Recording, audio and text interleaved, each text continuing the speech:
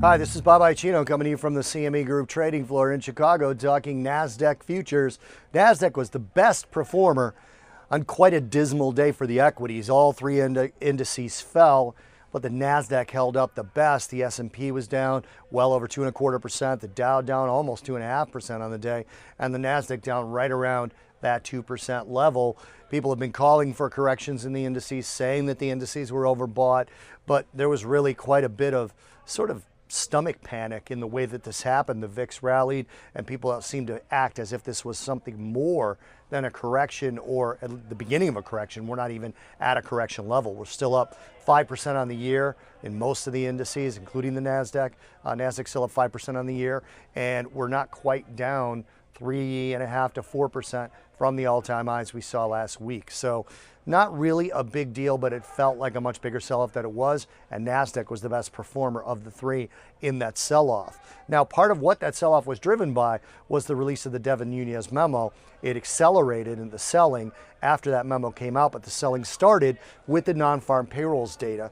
The non-farm payrolls data came in pretty strong, 200,000 jobs added on the headline number, unchanged on the unemployment rate, and wages were higher in terms of the hourly earning component, 2.9% year over year. Now that's the highest in 3 years.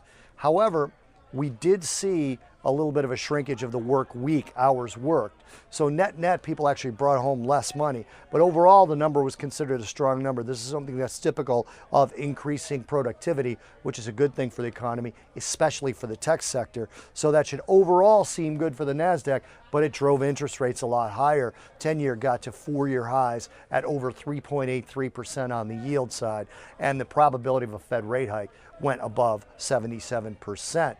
Tech earnings that came out this week, which is what everybody was waiting for, didn't disappoint at all. We had beats on the EPS from Facebook, from Google, from Amazon, from Netflix the prior week, although Google missed on a profit expectation and Facebook talked about losing viewership, losing people's time on the site. People are spending less time on the site, and the amount of people engaged in Facebook has gone lower. Those stocks all got hit except for Amazon. Amazon was the best performer by far of anyone, actually up over 2% on the day. Part of why the NASDAQ itself held in a little bit better than the other indices. Going into the new week, we'll see if this selling continues, but again, seems like what everyone's been calling for to me, a healthy correction that just seems scary when it's going on.